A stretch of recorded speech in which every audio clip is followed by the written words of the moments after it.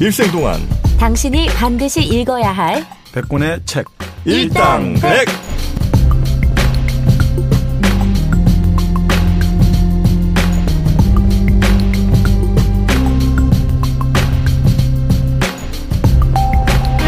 일생 동안 당신이 반드시 읽어야 될 100권의 책 일당백 93번째 시간 2부가 시작됐습니다. 자, 저희가 93번째 시간에 이 서양 철학사를 감히 총정리하기로 마음을 먹었고요. 네. 그 도움되는 책들로 서양의 지혜, 또 철학이 읽는 힘, 뭐 소피의 세계 등등 이 책들 중심으로 여러분께서 서양 철학을 지금 소개해드리고 있습니다.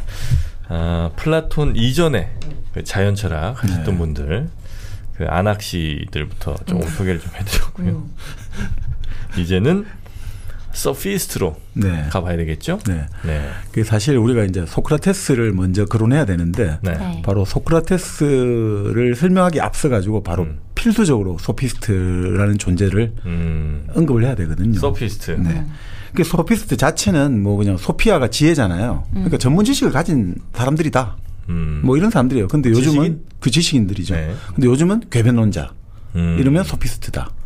뭐 말도 안 되는 주장을 근데 들으면 좀 그럴듯은 한데 실제로 엉터리. 이걸 궤변이라고 하지 않습니까?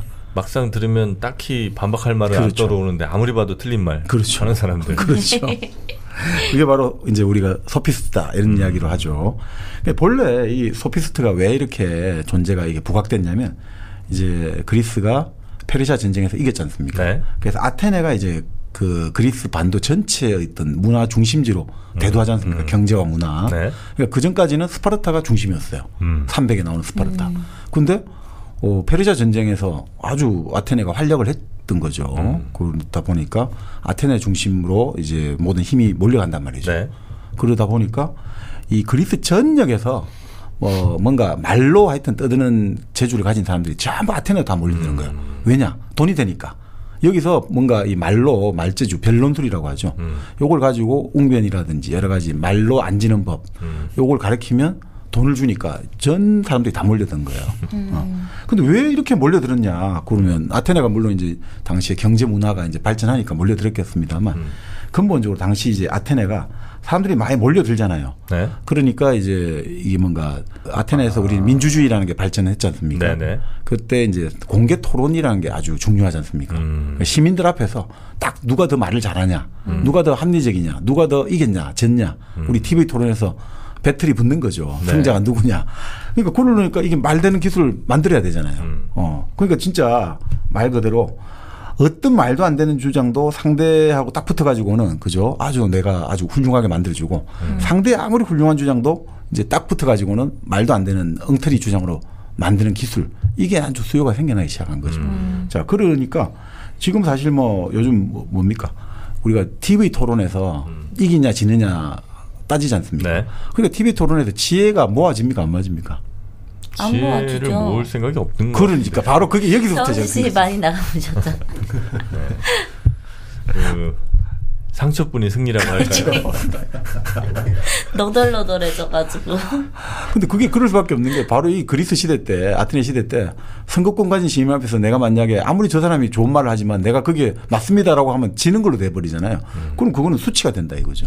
패배가 돼버리고. 그러니까 이게 어쩔 수 없다 이거죠. 그럴 때 이 소피스트들이 가장 내세운 게 바로 상대주의거든요.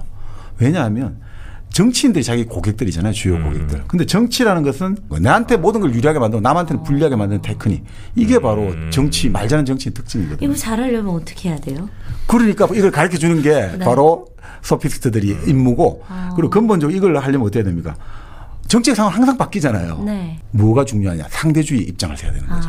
절대주의를 쓰면 절대 안 되는 거야. 지금 제가 웃기는 말인데 절대주의를 절대 하면 안 된다는 거예요. 상대주의에 쓰면 되는 거죠. 그럴 수도 있다. 융통성이 있어야 되네. 9월엔 논리가 있는 거다. JP의 논리가 바로 그쪽입니다. 그렇게 가야 되는데.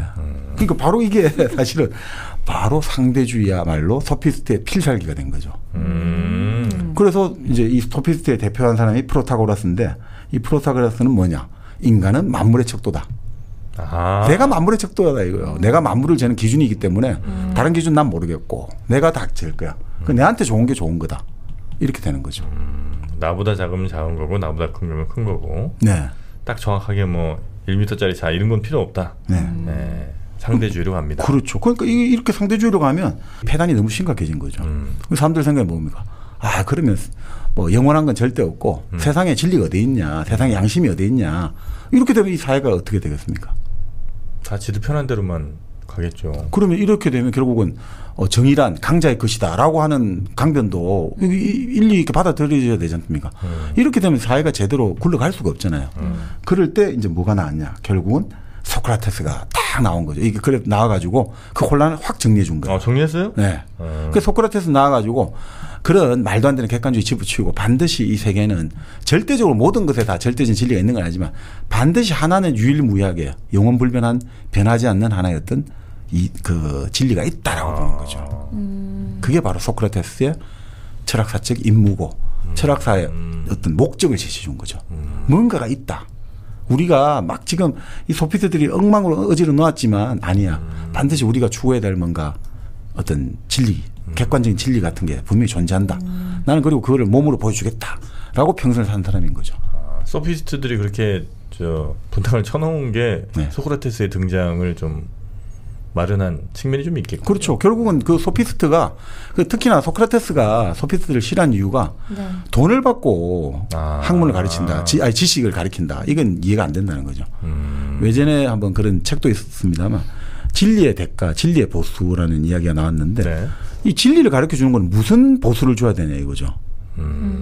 우리 올림픽에서 이제 성적이 좋으면 금메달도 주고 은메달 주는데 진리는 뭘 줘야 되느냐.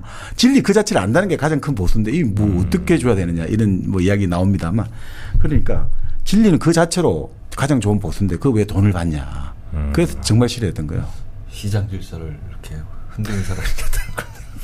아니 근데 당시에 소피스트 같은 경우는 프로타고라스 같은 경우는 한 번 가르치면 군함을 한 척 살 정도였다. 한 번 소문료로. 그 정도로 상한가를 쳤다는 거예요. 그 정도 돈을 많이 받았는데 갑자기 소크라테스가 저런 지식 장사꾼들 이렇게 돼버린 거예요. 강연료를 어마어마하게 생겼군요. 네. 소피스트에 땡기는 것 같은데.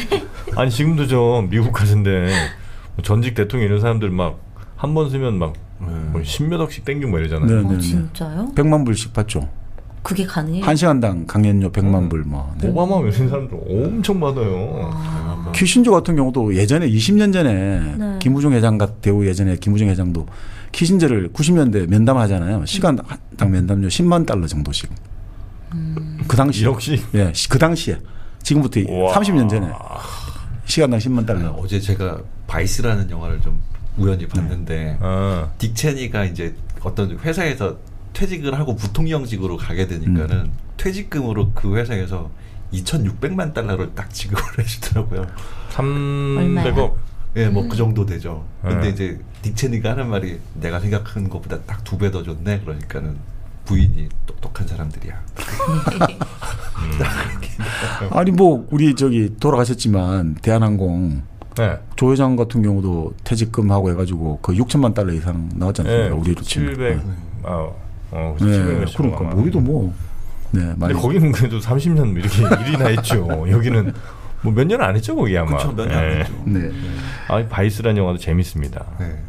재밌어요. 바이스. 아 정치 영화. 네. 네. 거기 뭐 다 나와요, 진짜. 한번 하시죠. 뭘 해요? 바이스 한번 하시죠. 영화로? 네. 바이스? 영화로 하기에는 어떨지 모르겠습니다. 내가 반대합니다. 뭔가 어려워 보여 영화가. 아니요, 어렵지 않아. 재밌어요. 그래요? 네, 근데 약간만 배경 지식을 좀 알고 보면 더 재밌죠. 네. 자, 그래서요? 네, 그래서 소크라테스가 이제 등장해가지고 그걸 정리를 해주는 거죠. 네. 이제 이 소피스트를 몰아내고 새롭게 이제 딱 아니야 진리가 있다라는 걸 이제 몸과 행적으로 이제 보여주는 거죠. 그래서 소크라테스는 이제 그런 이야기가 돌았죠. 예전에 델포이의 신전에서 신탁이 왔는데 소크라테스보다 현명한 사람이 없다. 소크라테스가 가장 지혜로운 사람이다. 아테네아에서. 근데 소크라테스가 그게 무슨 말이냐 해가지고 지혜로운 사람들로 일컬어지는 사람들을 찾아가서 인터뷰를 하는 거죠. 근데 아무리 봐도 이 사람들이 지혜롭지가 않은 거예요. 근데 자기도 지혜롭지 않은데 왜 자기 보고 그 신탁은 지혜롭다라는 말을 했을까? 안 그죠. 뭐냐. 이 사람들은 지혜롭지도 않으면서 자기가 지혜롭다고 거라고 착각하고 있다. 근데 자기는 내가 모르고 있다는 사실 그거 하나만 내가 알고 있다 이거지. 그래서 지혜롭다. 자기가 단 하나 아는 것은 내가 무엇을 모른다는 것 그것만 알고 있다. 그러니까 모른다는 것 그것을 알고 있으니까 지혜로운 거잖아요. 그러니까 이제 바로 소크라테스가 그런 사람이었죠. 그러니까 아주 어떻게 보면 우리 흔히 말하는 무지의 지라고 하잖아요. 뭐 그걸 가지고 어떤 사람들이 써먹었죠. 무학의 통찰. 무지의 지에서 다 나오는 거죠. 여기서 바로 그 말들도 소크라테스에서 연유하고 있다라고 보면 네. 뭐 크게 무리 없을 것 같습니다. 그럼 소크라테스가 말하는 진리라는 게 뭐예요? 그 소크라테스가 말하는 진리가 이제 결국 뭐냐. 그러니까 소크라테스도 이렇게 하는 거예요. 바로 지금 말씀대로 이렇게 묻는 거예요. 소크라테스가. 그러니까 내가 대놓고 진리가 무엇이다, 정의란 무엇이다, 행복이란 무엇이다 이렇게 말 안 하고, 그러니까 사람들한테 까부는 사람도 있을 거예요. 정치가라든지 뭐 소피스트. 네. 그러니까 공개적으로 찾아가고 묻는 거예요. 진리가 뭡니까? 뭐 정의가 뭡니까? 그럼 묻잖아요. 네. 그럼 그 사람이 모두의 행복입니다. 이렇게 답해요. 그럼 행복은 뭡니까? 이렇게 하다 보면 계속 하다 보면 말문이 막힐 거고 그렇게 하다 보면 나중에 뭐가 이게 앞뒤 말이 어긋날 거 아닙니까? 네, 네. 그럴 때 이제 소크라테스가 당신도 모르고 있군요. 모르면서 이야기하고 있군요. 이렇게 하면서 이제 그러면 우리 다시 한번 생각해 봅시다. 아. 이렇게 하면서 사람을 완전 바보로 만드는 거죠. 그러니까 그 공개적인 장소에서는 그 당한 사람들은 완전히 모욕감을 가지는 거죠. 저놈을 반드시 한번 손봐야겠다. 이렇게 정치적 정쟁을 만들어내기 시작하는 거죠. 사실 소크라테스는 어떻게 보면 가르칠 뭘 지금 정의가 뭐다 진리가 뭐다 이게 아니라 그냥 자꾸 대화 해가지고 우리 흔히 말하는 문답을 하자. 네네. 계속해서 주고받자. 이 과정 속에서 네 스스로가 깨닫고 네 스스로 알아야 된다 이거죠. 소크라테스를 그래서 소크라테스 엄마 직업이 산파라고 했잖아요. 그래서 소크라테스도 자기가 하는 일이 산파술이라고 하잖아요. 근데 그 산파는 아기를 아무리 산파가 도와줘도 아기를 산파가 놓을 수는 없잖아요. 그렇죠. 아기를 놓는 것은 바로 너 자신 본인이 해야 된다. 그래서 그런 의미에서 이게 참 이 사람은 그러니까 결국 어떤 정말 다른 사람들이 많이 미워하지만 그래도 뭔가 그러니까 뭔지 진정한 게 뭔지 우리 함께 생각해 보자. 나도 모른다. 그러니까 너도 모르지 않냐. 그러니까 우리 같이 머리를 맞대고 대화를 해보자. 이런 걸 통해 가지고 계속해서 이제 사람들을 같이 자극을 준 거죠.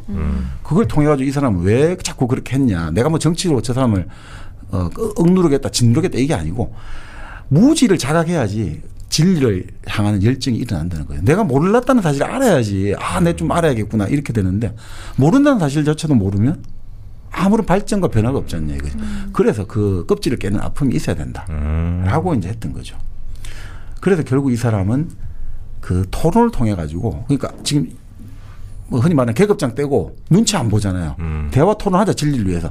이렇게 소크라테스가 했기 때문에 이게 결국 그리스부터 이 서양 철학사에 이어져 내려오는 그리고 서양사에 이어져 내려오는 뜨거운 토론 문화를 만드는데 아주 큰 역할을 한 사람이다. 좀 우리는 지금도 좀 두렵잖아요. 높은 사람 만나면. 이 사람은 말문 막힌 적 없어요?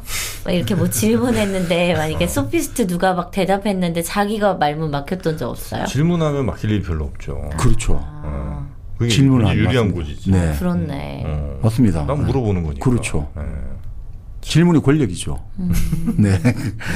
근데 결국 그 바로 그런 우리는 진짜 지금도 좀 높은 사람 만나면 질문 문답하는 걸 되게 두려워하잖아요. 네. 왜냐하면 그게 잘못하면 내가 다치니까. 근데 뭐 물론 서양도 뭐 그게 뭐 있겠죠. 근데 어쨌든 그런 풍토 적어도 지식인 지성인은 눈치를 보지 말고 내 소신과 내 신념을 관철시켜야 된다. 토론을 통해서. 그러니까 이 토론이라는 것들이 만들어져야 된다는 거죠. 이 토론의 자리를 만들었기 때문에 이 사람은 정말 서양 철학과 서양 문화에 큰 유산을 남겼다. 그 지금 우리 같은 경우도 토론이 안 이루어지고 자꾸 뭐 청문회 이런 것들을 안 한다. 이렇게 되면 위험한 거죠. 일단 해야 된단 말이에요. 무조건. 그 자리는 열어져야 되는데 그런 것들이 좀 아쉽다 생각이 듭니다. 네. 그러니까 결국 이제 이 소크라테스 같은 경우는 말 그대로 적폐를 청산한 사람이에요. 그러니까 그 소피스트가 뿌려놓은 상대주의의 폐해를 청산한 거죠. 그래서 절대 진리는 없겠죠. 없다 하더라도 우리가 정답은 찾으려고 노력은 같이 해야 되잖아요. 그러니까 당신이 나는 40도인데도 시원하다 그러고 어떤 사람 36도만 돼도 아유 뜨거워 하는데 그래도 우리가 공중목욕탕 가면 온도를 좀 맞춰야 되잖아요. 나하고 나애가 뜨겁다는 온도 당신 뜨겁다는 온도는 다르지만 그래도 우리가 합의할 수 있는 거는 맞춰놔야 이 사회가 돌아가잖아요. 그러니까 소크라테스는 그런 점에서 그런 뭔가 우리 공동사회를 위한 합의점을 찾아내자. 네. 그리고 공동선이라는 게 뭔지 이런 것들을 같이 고민해 보자. 이런 것들에서 아주 중요한 사람 아닌가 싶습니다. 그래서 사실 예수하고 좀 비슷하다 이런 이야기를 많이 하죠. 소크라테스가요? 네. 예수처럼 제자를 잘 둬갖고 이름이 남았잖아요. 아. 예수가 쓴 게 없잖아요. 글이 예수님이. 소크라테스 자기가 쓴 게 하나도 없잖아요. 플라톤이 다 소크라테스의 변명, 소크라테스 이름 쫙 플라톤 책에 다 나오잖아요. 그러니까 그랬고 또 진리를 위해서 죽었잖아요. 자기가 믿는 바를 신을 위해서 죽고. 그리고 그런 것들이 권력에 결국 도전하다 죽었는데 얼마든지 생명을 구걸한다든지 도망칠 수 있었잖아요. 소크라테스도 있고 예수도 그렇고. 네. 그런데 그렇게 하지 않았다는 거죠. 그렇게 해버리면 자기가 바보가 돼버리잖아요. 상대주의가 돼버리잖아요. 9월엔 논리가 있으니까 난 지금은 내가 목숨을 지금은 끈질 가지고 그거하고. 그게 바로 상대주의. 그럼 자기가 말했던 거하고 부정되잖아요. 변하지 않는 게 있다. 내 삶에 지행 합의를 해야 된다 이거죠. 바로 소크라테스는 그것들을 이제 보여준 사람인 거죠. 네. 그래서 결국은 이 소크라테스가 그냥 이제 철학에서 중요한 거는 우리가 어떤 이 세상에 뭐 어떤 분이 그런 설명합니다. 이 세상에 목숨을 걸 만한 진리가 존재하고 인간은 그 진리를 추구하기 위해서 인생을 던져버리는 만큼의 어떤 그 삶의 방식도 가능하다. 이거를 몸으로 보여줬다 이거죠. 그래서 상황에 따라서 말이 바뀌는 그건 진실이 아니잖아요. 그걸 진짜 몸으로 지켜줬기 때문에 네. 그래서 결국 이 서양 철학의 목적과 아까 그 문답법이라니 토론이라니 이런 방법론을 제시했다는 점에서 또 서양 철학에서 아주 선구적인 자리를 차지하고 있다 이렇게 볼 수가 있는 거죠. 네. 소크라테스가 설마 벌써 끝났습니까? 뭐 끝내죠 뭐. 아유 좋습니다. 소크라테스 문답법이란 아주 네. 소크라테스의 그 질문하기 네. 요게 이제 지금 굉장히 많은 후배들한테 영향을 좀 줬고 그 전에 있었던 소피스트들을 격퇴하는데 네. 굉장히 큰 힘이 됐던. 네. 근데 결국 이렇게 결국 진리를 이제 추구하는 사람들, 네. 소크라테스도 그렇고 예수처럼 이런 사람들은 결국은 잘 먹고 잘 살지는 못하는 것 같아요. 그렇잖아요. 자기의 어떤 옳다는 신념을 갖고 실천한 사람이 사실 잘 먹고 잘 살지는 못하는 거죠. 네. 근데 물론 소크라테스는 그런 거는 하나도 부럽지가 않다고 했죠. 자기는 삶은 반성하는 삶이 살아갈 만하지 그 뭔가 호화롭게 풍요로운 삶을 누리는 것이 인간다운 삶은 아니다라고 본 거죠. 반성하는 삶을 살아야 된다. 그게 이제 소크라테스의 가장 큰 원칙이었죠. 인간의 반성하는 삶. 항상 검토하는 삶을 살아야 된다. 검토하는 삶. 네, 검토. 네. 아, 그게 행복하실.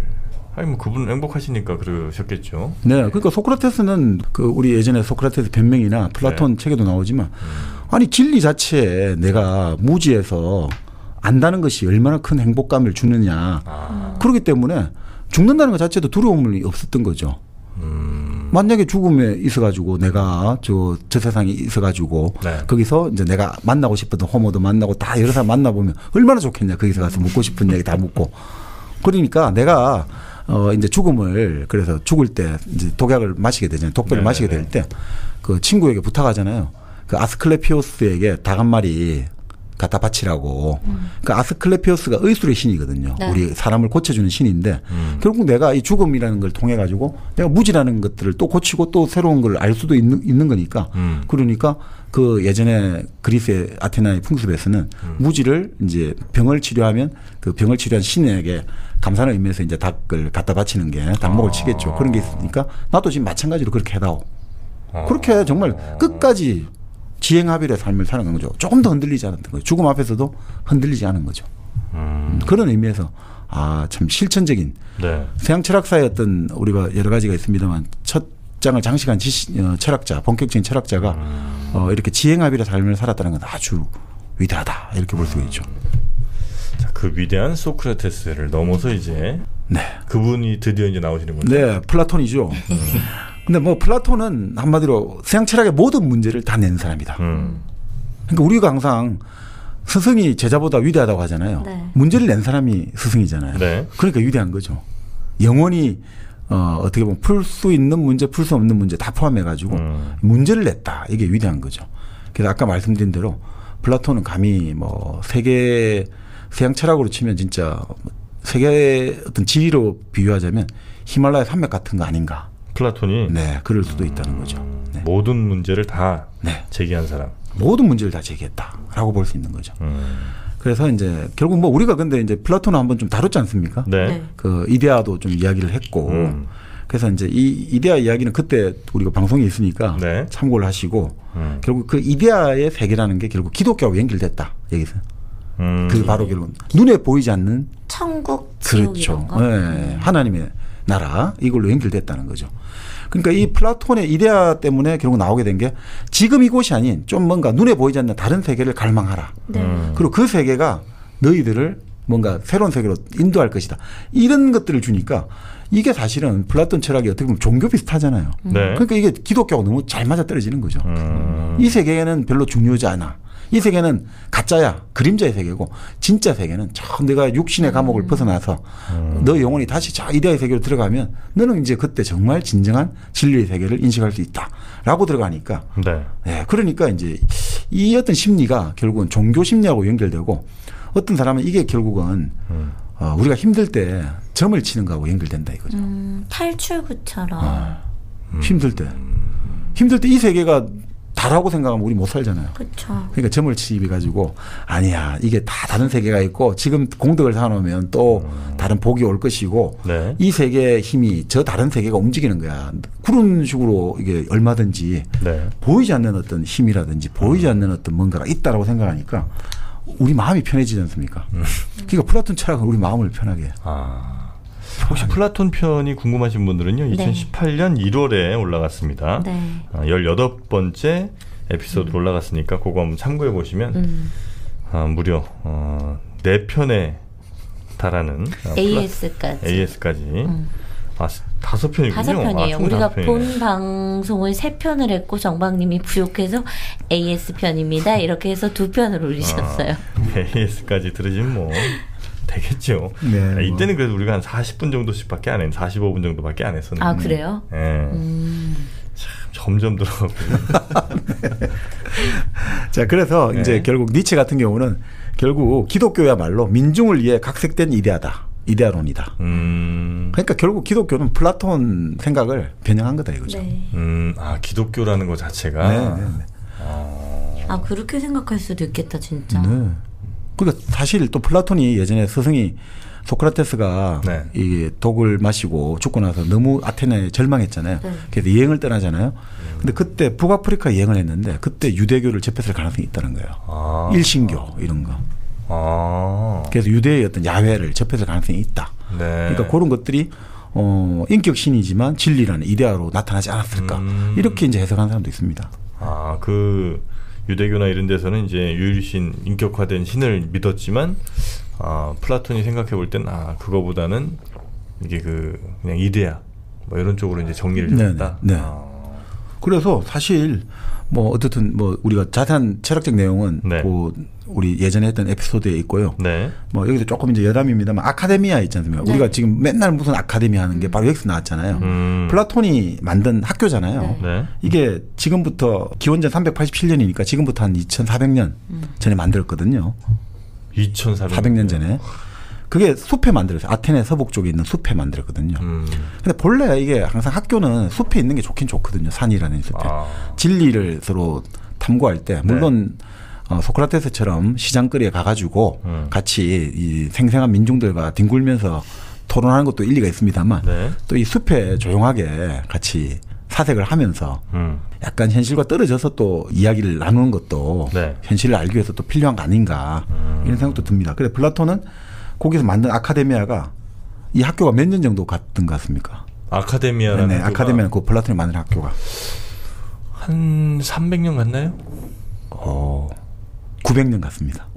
생각보다 진짜 오래. 900년간 유지됐어요. 900년을 갔어요? 네. 그동안 많은 정치 변화가 있습니다만 900년간 유지됐어요. 한 학교가 900년을 갔으면 거기는 진짜 수많은 철학자들 뭐 수많은 선생들 뭐 이런 사람들이 어마어마하게 나왔겠네요. 네. 근데 결국 그 가장 대표적인 바로 아카데미아 졸업생이 바로 플라톤의 수제자 아리스토텔레스가 되는 거죠. 20년을 다녔답니다. 학교를요? 그러니까 이때 우리처럼 뭐 이런 학점 주고 이런 게 아니니까 그냥 왔다 갔다 하면서 생활하면서 또 들르기도 하고 평생 교육원 그런 개념 같습니다. 평생 교육. 근데 그 아카데미아는 결국 이제 플라톤이 강조했던 거는 내가 가르치고 이런 게 아니라 결국 교육이라는 거는 스스로 해야 된다 이거죠. 독립적으로 탐구심을 가지도록 옆에서 조금 도와준다 이거죠. 결국 중요한 거는 네가 알아서 해야 된다. 너가 알아서. 네네. 그러니까 네가 용기가 없든 훈련을 받지 못하든 그런 거 다 떠나가지고 어떻든 사람은 독립적으로 생각을 해야 된다. 그렇지 않을 때는 이 러셀의 말입니다만 독립적으로 생각을 못하면 누군가가 선전하고 누군가가 권위를 내세우는 그거를 그냥 받아들인다는 거예요. 그렇게 되면 비판을 응도하면 이 사회가 어마어마하게 망가진다는 거죠. 네. 독재의 가장 큰 문제가 뭐냐면 사람들이 다 눈치를 본다는 거예요. 주눅이 들고. 독재자가 항상 눈치를 보잖아요. 네. 우리 같은 경우가 예전에 그 대표적인 게 우리가 70년대 80년대 영화가 정말 우리 그 당시 방화라고 불렀거든요. 한국 영화를. 방화. 너무너무 재미가 없었던 게 많았어요. 수준이 떨어지고. 방화요? 방화. 국내에서 제작된 영화를 방화로 불렀거든요. 왜냐하면 그게 그 당시 어떤 정치 상황하고 아주 긴밀하게 연관이 있다거든요. 정치 상황이 아주 긴밀하니까 뭐 영화 제목을 순자야 문 열어라 이랬다가 그때 이순자 여사 이래가 바로 영화 제목 문 내리고 뭐 그런 거 있지 않습니까? 뭐 고래사냥 노래 이런 거. 술 마시고 뭐 노래하고 춤을 춰봐도 가슴에 하나 가득 공업분. 왜 술 마시고 노래를 불러 지금 이 젊은이들이 공부해야 될 시기에. 그래갖고 이 빠꾸를 이래갖고 이게 좀 그 불건전 가요가 되기도 하고 그런 식으로 그러면 항상 글 쓰고 음악을 쓰고 뭘 만들 때 눈치를 봐야 되잖아요. 그 영화를 만들 때 항상 의식을 해야 되는 거. 네. 이 영화 만드는데 잘못하면 이게 정치를 풍자한다. 이러면 아무것도 못 하거든요. 그렇게 해가지고 결국은 이 독재가 제일 위험한 게 창의력을 말살시키는 거예요. 눈치를 보게 만들고. 그러니까 결국 이런 거죠. 그래서 바로 플라톤은 독자적으로 생각하는 것들 이런 걸 해야 된다 이거죠. 항상 그래서 진정한 스승은 내 자신이며 내 자신이 나의 스승이 될 때 교육은 시작된다라고 이제 어느 작가가 그런 이야기했습니다만. 내 자신이 스승이 될 때. 예, 교육은 시작된다 이거죠. 진정한 스승은 자기 자신이란 거죠. 네네. 이게 플라톤에서 다 나오는 것 같습니다. 역시 플라톤이 대단합니다. 모든 네. 철학적 문제를 다 네. 건드린 그분. 네. 모든 원두를 또 다 건드린 분도 있습니다. 커피계의 플라톤이죠. 1kg 커피. 네. 뭐 과테말라니 뭐 에티오피아, 콜롬비아, 케냐, 뭐 예가체프, 뭐 탄자니아, 르완다, 동티모르까지, 멕시코 치아파스까지 다 이 사장님이 직접 가서 그 원두 확인하고 네. 그 재배하신 분들과 직접 이야기를 해서 항상 그 품질을 퀄리티 컨트롤 QC라고 하거든요. 예. QC를 QC 굉장히 그 하이엔드급으로 네. 마련하면서도 합리적 가격에 우리가 항상 편하게 주문할 수 있는 가격에 만드는 분이 바로 네. 이 1kg 커피 사장님 아니겠습니까? 가끔 보면 우리는 1kg 커피 상품 광고보다 사장 광고를 더 만드는 것 같아. 그게 더 먹힐 수도 있어. 네, 그래서 정말 좋은 원두로 먹기 편한 콜드브루, 드립백, 네. 또 소형량 포장까지 하여튼 다양한 제품들 지금 여러분을 위해서 준비해 놓고 있고요. 특히 추석 선물로 더없이 좋은 1kg 커피 상품들 추석 선물 미리미리 준비해야 됩니다. 이거 갑자기 하려면 안 돼. 닥쳐가지고 살려고 그럴 때 진짜 난감하다고요. 네. 그리고 닥치면 1kg 커피 사장님이 가격을 올릴 수도 있습니다. 그건 아닌가? 네, 하여튼 배송 문제가 또 있으니까 미리 주문하신 마음이 또 편하죠. 든든하고. 그리고 또 이건 뭐 무슨 과일 같은 게 아니라 미리 주문한다고 손해볼 게 하나도 없어요. 맞아요. 네. 선물로 너무 좋은 1kg 커피 지금 빨리 포털 사이트 가셔서 1kg 커피를 검색하시거나 저희 네. 팟빵 게시판 공지사항란에 가시면요 1kg 커피 링크가 바로 걸려 있습니다. 거기로 들어가시면 추석 선물로도 좋은 또 본인이 직접 드시기에도 너무 좋은 1kg 다양한 커피들 준비되어 있습니다. 자, 어떻게 이제 네. 플라톤 끝났습니다. 야, 생각보다 쉽게 간다. 소크라테스 플라톤이 쉽게 갔어요. 예. 우리 많이 했으니까. 하긴 플라톤 워낙 많이 했으니까. 네. 예. 2018년 1월 에피소드 한번 보시면 됩니다.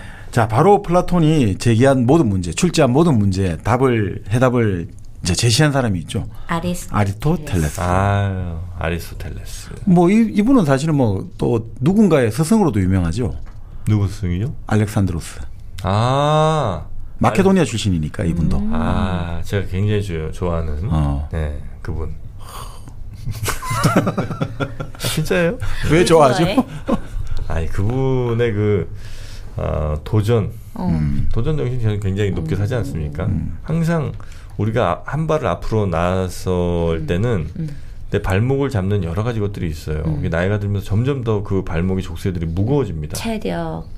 뭐 체력도 그럴 수도 있고 지켜야 할 것들이 많아지니까. 근데 그 모든 족쇄들을 과감하게 떨치는 분이 바로 이분이에요. 그래서 내가 정복한 이거 나라 정복하기 좋은 일은 아닌데 어쨌든 그 당시의 기준이니까. 네, 그래서 내가 정복한 땅 그 이상 그 너머 beyond the world.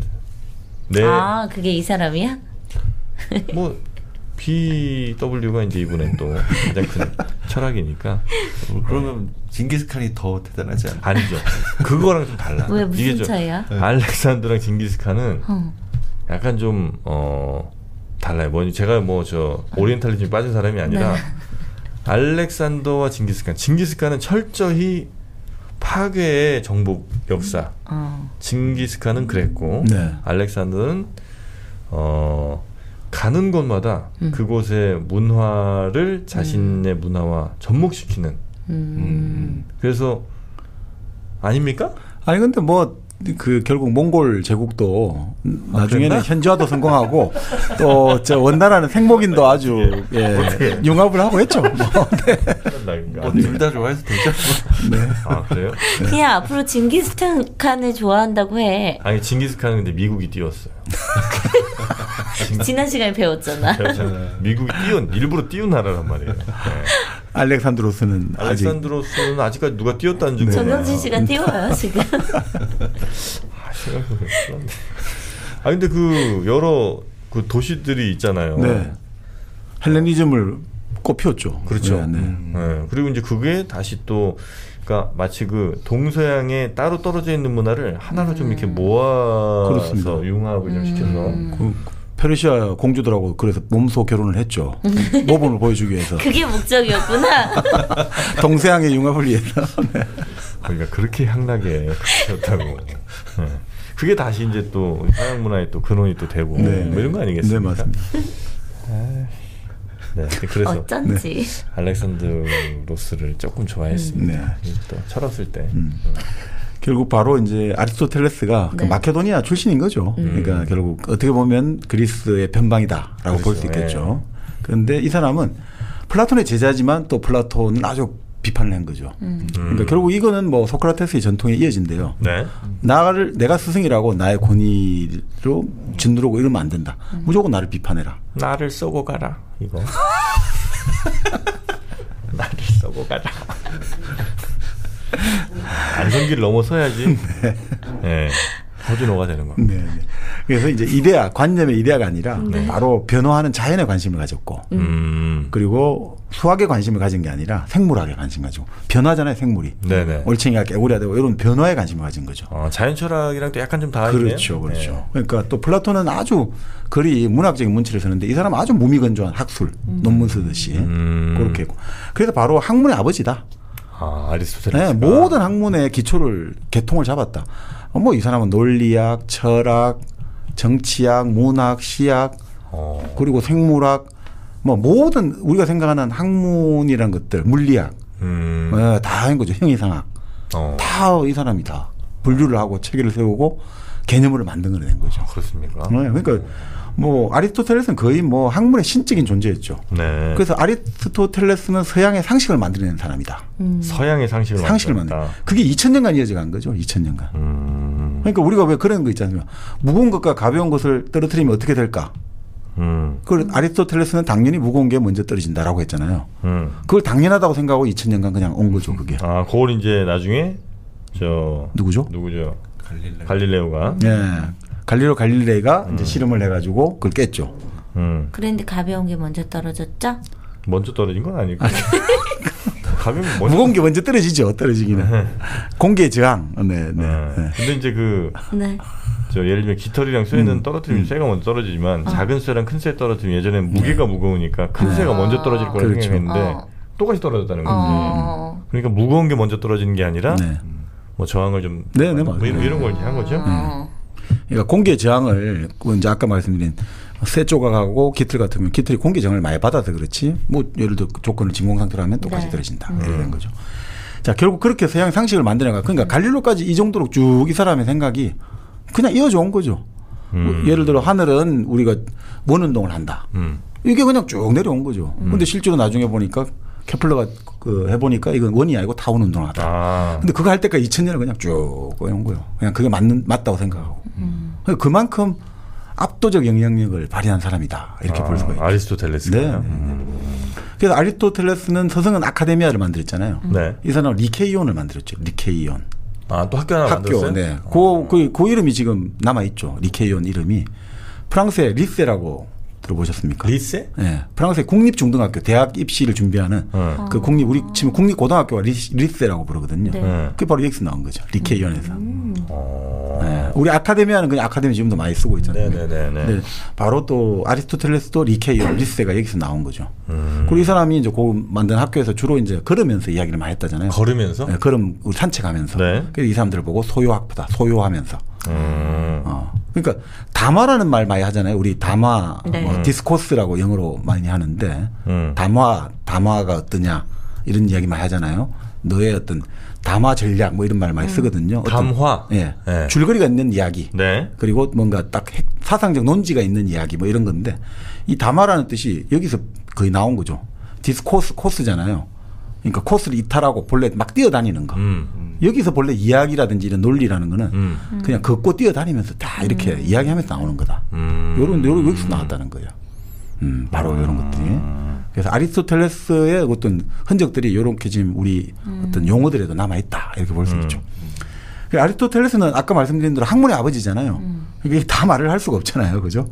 이 사람은 딴 거 다 이거 다 떠나가지고 가장 중요한 것 중에 하나가 이데아 개념 있잖아요. 플라톤이 말했던 거. 네.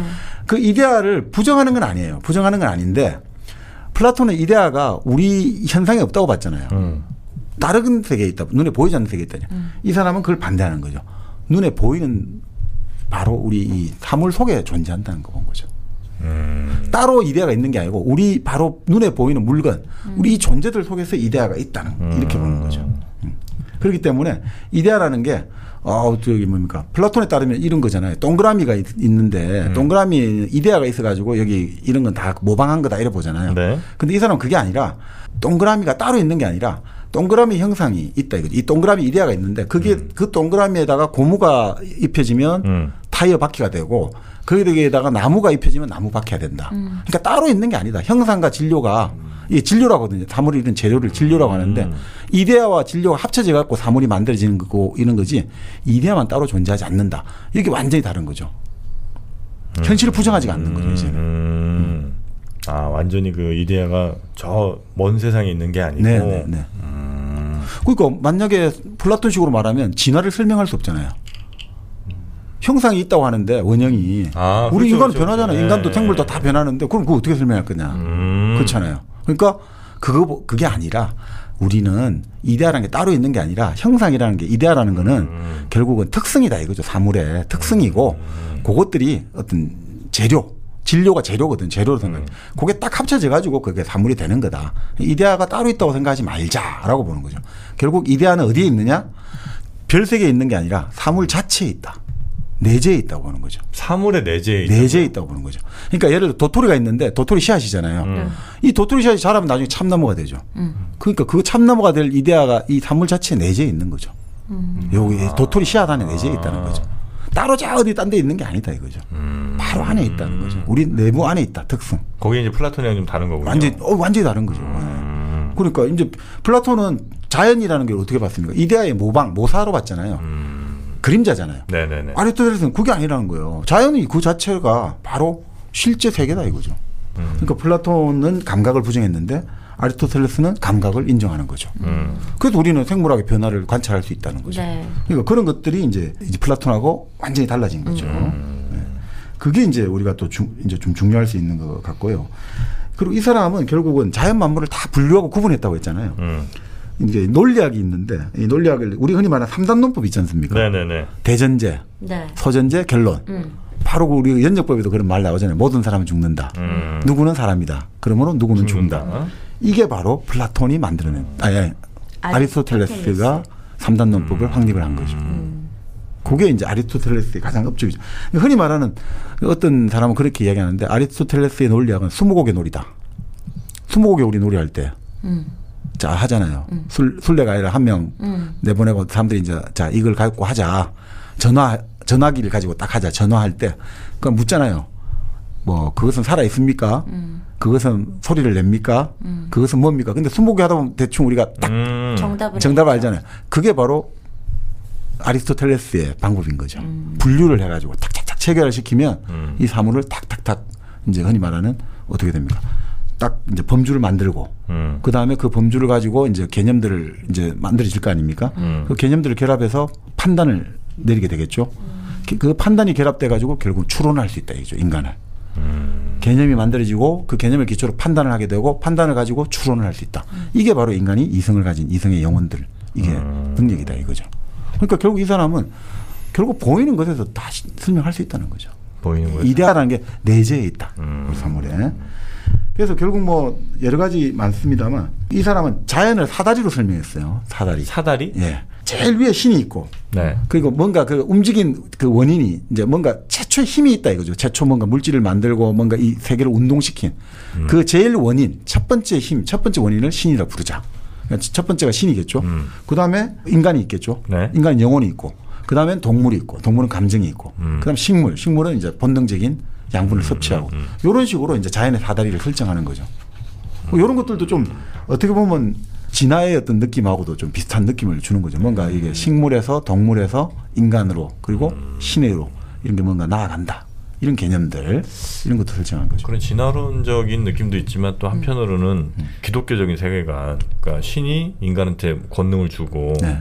인간이 동물이나 식물 이런 것들을 다 다스릴 수 있게 하는 그런 순위를 줬다는 거가 약간 좀 부정 냄새가 좀 있네요. 네, 맞습니다. 그래서 바로 기독교가 잘 받아들인 거죠. 이 바로 아리스토텔레스의 생각들이 너무나 잘 맞아떨어지는 거죠. 뭐 결국 그것들을 관련해 가지고 이 사람도 이제 세 가지를 좋아하는데 아까 말씀드렸지만 인간의 어떤 형상, 인간의 특성이라는 게 뭐냐? 결국은 식물의 영혼과 동물의 영혼과 이성적 영혼 이걸 가지고 있다. 그러면 이 인간이 어떻게 사는 게 살아야 되고 훌륭한 삶은 뭐냐? 그래서 이 사람은 항상 했던 게 결국은 행복하다는 거. 우리가 이 아리스토텔레스의 제일 중요한 생각이 행복이거든요. 우리가 다 행복한 삶을 살고 싶잖아요. 행복한 삶은 첫 번째는 쾌락과 만족을 누리는 삶. 맞잖아요. 쾌락과 네. 만족. 두 번째는 자유를 누리며 책임을 지는 삶. 세 번째는 연구하는 철학자의 삶. 요게 가장 중요하다. 이것도 이제 순위가 있는 거죠. 연구하는 철학자. 쾌락과 만족, 자유를 누리며 살고 그 다음에 연구하는 철학자의 삶. 이렇게 이제 갈 때 인간이 가야 되는데 그런데 그걸 하기 위해서 이 사람이 제일 중요하게 생각한 게 너무 한쪽 방향으로 치우치면 안 된다 이거죠. 항상 중용. 이데아는 정신만 강조하잖아요. 좋은 것 같아. 다 그렇어. 그러니까. 쾌락 다음에 예. 자유를 누리며 책임을 지어야 되는 근데 거죠. 이거는 자유가 하게 되면은 책임은 반대되는 개념 아닌가요? 자유와 책임은 이제 같이 간다고 보죠. 자유를 누리되 그 책임은 좀 지어야 된다. 네. 자유에 따른 책임은 반드시 수반되는 거니까. 쾌락, 자유, 책임, 그 다음에 연구, 철학자의 삶이다. 지혜를 사랑하는 거다 이거죠. 1단계간에 3단계가 다 있는 것 같다. 뭔가 느낌이 뭐라고 말씀은 못 드리겠습니다만 네. 3단계가 다 있는 것 같네요. 아니 근데 아리스토텔레스는 이런 말을 했거든요. 이 모두가 다 같이 있어야 된다 이거죠. 세 개가 다. 그거 다 같이 있어야 된다 이거죠. 이게 다 같이 있어야지 하나라도 빠지면 그건 조화로운 삶이 안 된다는 거예요. 정말님도 썩 조화로운 삶은 아니신 것 같은데요. 저 사람 너무 한쪽으로 치우쳐져 있어. 마지막 연구. 연구도 아니고. 근데 바로 그래서 사실은 이 중용의 도를 아주 강조했는데 그러니까 용기 있는 건 뭐냐. 용기는 비겁과 만용 사이에 있는 게 용기라는 거예요. 비겁과 만용을 부리다. 그 사이에 있는 게 용기인 거죠. 그렇죠. 그죠? 그리고 우리가 경제적인 건 어떻게 해야 되느냐. 인색한 거하고 낭비한 거 사이에서 딱 있는 게 대범한 거다 이거죠. 경제에 대범해야 된다. 우리 돈에 대범해야 된다. 돈에 인색해도 안 되고 돈을 너무 낭비해도 안 되고 딱 중간 대범해야 된다는 거예요. 비슷한 얘기 한번 예전에 하셨는데 남을 돈으로 살 만큼 있어서는 안 되고 대신 남에게 부려질 만큼 없어서. 그 에밀에서 나왔던 것 같습니다. 그렇죠. 루소. 그러니까 그런 거고 마찬가지로 음식도 어떻게 하냐. 과식과 소식 사이에 딱 중간. 이게 어렵다고 중용이. 근데 그렇게 해야 된다는 게 균형과 절제를 통해서 우리는 결국 행복하고 조화로운 인간이 될 수 있고 삶을 살 수 있다. 그러니까 이분은 그러니까 어떻게 보면 아리스토텔레스는 아주 현실적이잖아요. 네네. 저 하늘에 있던 플라톤을 끌어내린 거죠. 지상으로. 그러니까 이 스승에 대해서 스승이 자꾸 문제만 내고 저 하늘만 바라보니까 이 지상에서 같이 이 이야기를 한번 꾸려내보자. 이렇게 이제 했던 거죠. 그래서 이 사람은 결국 정치학으로 나갈 수밖에 없는 거죠. 그래서 정치학 이 사람은 바로 인간을 폴리스적 존재로 불렀잖아요. 인간은 우리가 흔히 말하는 사회적 존재다. 네. 인간은 정치적 동물이다. 바로 아리스토텔레스의 말이죠. 인간은 폴리스적 존재라는 거예요. 사회적 존재라는 게. 왜냐하면 이 사람 간단해요. 가정만 있고 마을만 있으면 우리가 행복하게 살 수 있겠냐 이거죠. 집에서는 양식 밥을 먹고 아니지 마을에서 줄 수 있는 게 공동으로 해가지고 네. 식량과 에너지, 땔감 이런 거 하고 집에서 할 수 있겠지만 그리고 집에서는 뭘 하느냐 부부 생활도 하고 자녀 양육을 한다. 그런데 이것만 갖고 되겠냐 이거죠. 그런 건 아주 기본적인 인간의 어떤 의식주의 가장 기초적인 생활이고 결국 우리가 인간 공동체의 최고 형태는 폴리스다 이거죠. 국가다 이거죠.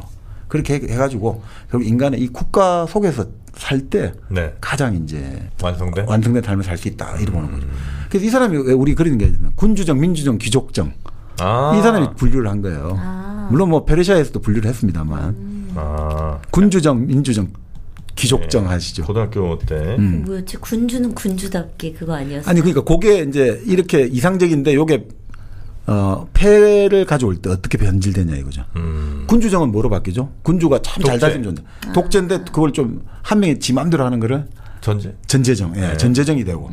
민주정은 서로 다 좋다지만 사람이 또 선동가가 나타나고 중우정치가 되죠. 귀족정치. 귀족이 참 소수가 모여갖고 참 우리가 좋은 일을 하죠. 과도정치? 그렇죠. 올리가르키가 되고. 퍼펙트다. 점점 100회가 다가오면서 이제 어떻게 야, 이 정확한 정답이 다 나왔네. 맞죠? 이거? 맞습니다. 네. 다 정답이죠? 네, 정답입니다. 됐어. 올리가르키까지 나왔어. 올리가르키. 근데 이것도 마찬가지예요. 그러니까 이 아리스토텔레스는 항상 그러니까 치우치면 이렇게 된다는 거예요. 치우치지 말라는 거죠. 네. 근데 아리스토텔레스도 그런 나중에 이야기를 해요. 근데 사람 사회를 자기가 관찰해 보니까 다 치우치더라. 결국은 군주가 나서가지고 결국 그 군주 중에 뭐 머리가 나쁜 사람도 나타나고 독재도 나타나가지고 사람들이 못 살겠다 해가지고 민주정으로 바뀌는데 또 민주정이 됐다가 또 이제 중우정치가 되고 또 그러니까 이 중우정치가 안 되니까 다시 또 누군가 영웅이 나타나서 다시 또 군주정이 되고 이게 반복되더라는 거예요. 참 이게 어쩔 수 없이 2500년 전에도 반복됐다고 하더라고요. 참 지금도 서글픈 이제 세계가 돌아가는 게 민주주의가 지금까지 정말 돌이킬 수 없는 불가역적인 흐름인 줄 알았는데 최근의 세계는 다시 민주주의가 위협받고 있는 현실이거든요. 그러니까 참 이게 돌고 도는 것 같습니다. 네. 자, 결국 근데 아리스토텔레스가 뭐 이렇게 잘 여러 가지 많이 했는데 여성관이 이제 플라톤보다 많이 쇠퇴했다. 후퇴했다. 예, 여성에 대한. 그러니까 여성을 불완전한 남성으로 본 거죠. 불완전한 남성으로 예. 없다고? 예, 부족한 존재다. 그래서 아이를 키울 때 모든 특성이 남성의 씨앗에 내재해 있다. 남성의 이데아를 주고 여성은 진료, 재료만 준다. 그래서 여성은 씨앗. 아까부터 씨앗 중요시하더라고. 도토리도 씨앗에 다 있다고 그러고. 그러니까 이 씨앗이 특성을 가지고 있다. 요즘 지금 유전자겠죠. DNA겠죠. 이게 바로. 그러니까 모든 건 다 남자의 어떤 유전 형질에 의해서 결정된다는 그렇게 이제 거죠? 생각했다는 거 봐야죠. 근데 이게 뭐 그냥 그때 플라톤하고는 서로 왔다 갔다 부딪히는데 이게 결국 아리스토텔레스의 생각이 중세에 완전히 보편화되면서 이게 중세 기독교하고 완전히 맞물려 갖고 완전히 여자를 기독교는 폄하하게 되는데 또 결정적인 역할을 했다. 물론 기독교 자체에 좀 여성 폄하 요소도 있죠. 없다고 할 수는 없는데 근데 바로 아리스토텔레스 이 여성관이 플라톤의 여성관이 채용됐으면 좀 더 나았을 텐데 플라톤의 여성관은 어떤데요? 좀 더 평등했죠. 같이 다 평등한 존재로 바라봤죠. 그래요? 공동육아고 공동으로 공동육아 공동 군혼이라고 해야 되나요? 공동 군혼, 집단혼. 예. 모두가 모두의 남편과 부인이 된다 이런 거였죠. 그게 좋아? 그쪽으로 갈래? 그것도 별론데. 그냥 일단 공동 육아만 하면 안 될까? 근데 이제 문제는 아리스토텔레스가 지금 모든 영역에서 이제 해답을 다 줬잖아요. 네. 그러니까 모든 게 다 설명이 돼 버렸잖아요. 할 게 없구나. 할 게 없잖아요. 그럼 중세 사회는 어떻게 되겠어요? 안 되는구나. 그렇죠. 그러니까 중세 사회가 흔히 말하는 기독교, 중세 서양 기독교가 정체될 수밖에 없는. 다 모든 아리스토텔레스 다 해놨어. 그러니까 우리는 할 필요 없어.